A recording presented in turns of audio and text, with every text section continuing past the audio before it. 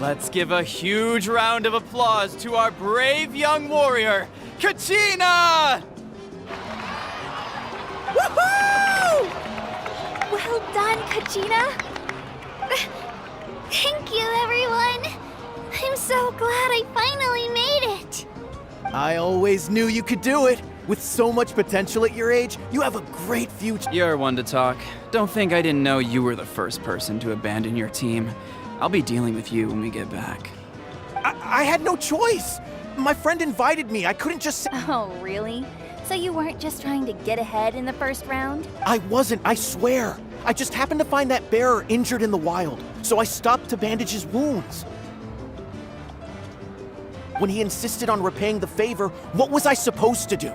I'm just one person. I figured Kachina would have no trouble replacing me. But the fact of the matter is that after your departure, everyone else started thinking about swapping teams too. I'm really sorry, Kachina. It was wrong of us to abandon you like that. It's amazing that you still made it all the way through to the Night Warden Wars. That's the highest honor. So, what about you guys? Did you make it far? Our team captain drank too much the night before the competition and turned up late to the stadium on the day. We got disqualified.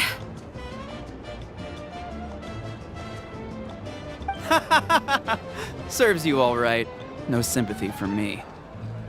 All right. There's no need to be like that, Uncle Pakal.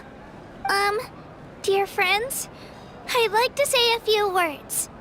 Firstly, I'm grateful to my friends and our great Archon for helping to bring me back. This traveler and his companion Paimon are some of the strongest people I've ever met. If they were allowed to participate in the pilgrimage, I have no doubt that they'd win the whole thing. They've agreed to let me learn from them. With their help, I believe I can become even stronger still. And let's not forget my good friends, Moalani, Chaska, Kanich, and Aeon-san. They all helped the Traveler and Paimon figure out a way to bring me back from the Night Kingdom. They too deserve to be called our heroes. So, please give another round of applause for them. Thank you so much. Well said! I'll drink to that. How does it feel being a hero, Kachina? To be honest, it's a bit overwhelming. It all just feels so surreal. Well, you better get used to it. Next up, undefeated champion! Hey, please don't make fun of me.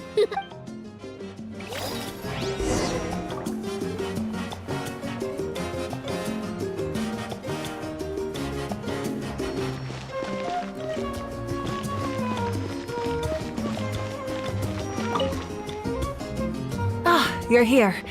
Have some fruit juice. I got it specially for you two. How did you know? That's Paimon's favorite! You look like you've still got questions. Ask away.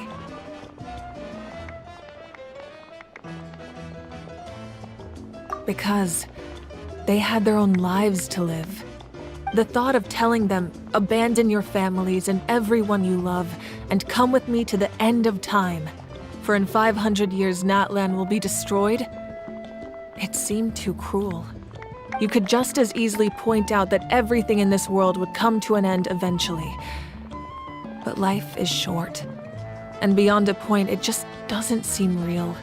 Imagine if I said, let's leave right now, and go save the sun because it'll flame out in a few million years. It would sound quite ridiculous. I couldn't make them shoulder that burden with me. Besides, every generation will have its heroes, this one included. The plan could still work without them. Or, of course, without me. But since I was the one who came up with the plan, I felt duty-bound to see it through to the end.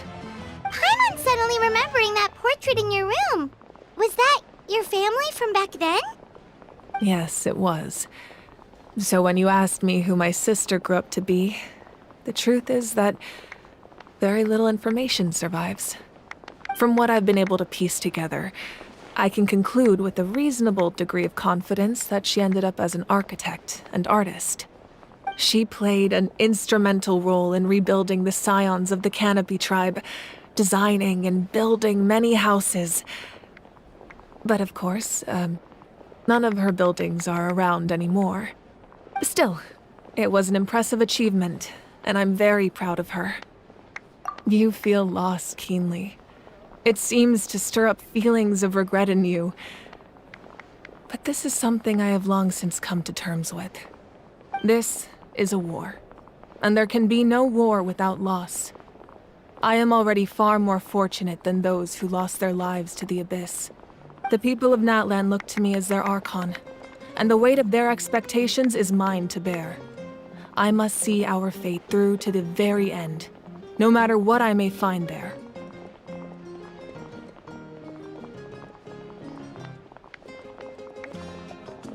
Yeah, doesn't that mean the way everything ends has already been written, including your plan? I suppose, but so what? Don't forget, time takes many forms. The past, present, and future coexist, and all are equally important. Even if the future ends in destruction, there's still no reason to give up on the here and now. And it's precisely because we humans cannot know our fate that we will never give up on our struggle. This is a pivotal moment. We are still 2 heroes short. Well, 3 to be precise. There's one further hero who I'm hoping to get on my side, whatever it takes. Your resistance to the corrupting power of the Abyss is truly remarkable. It would easily make you an all-important figure in the upcoming battle. If you agree to join us, you will not only gain my full support in your journey, but I will also forge a brand new ancient name for you. Ancient names can be forged? They can. Several strict conditions must be met, but if they couldn't be forged at all, then the number of them in circulation would have long dwindled to 0. Possessing an ancient name would mean that your adventures in Natlan are recorded in full. Your stories would be remembered by our people for all the years to come. The Ode of Resurrection may have temporarily lost its power, but still, take this as my personal guarantee that I shall never let you fall. Just like in the Night Kingdom, I will be there for you. That is a promise I will fulfill at all costs. This nation always honors its heroes. Yeah, we can't just ignore the situation here. Wonderful. Then I'll reach out to Shilonen right away. She's the one who will forge the name. We've never forged an ancient name for an Outlander before, but I trust she'll find a way.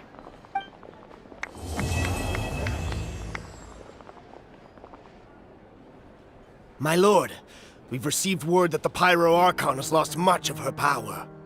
Although your injury complicates things, this is most certainly the opportune time to seize the Gnosis. Victory and defeat are rules, not outcomes. I have never taken advantage of an opponent in a time of weakness, and I don't intend to start now. As for you, I must confess, I did not expect that little trick of yours to save the day.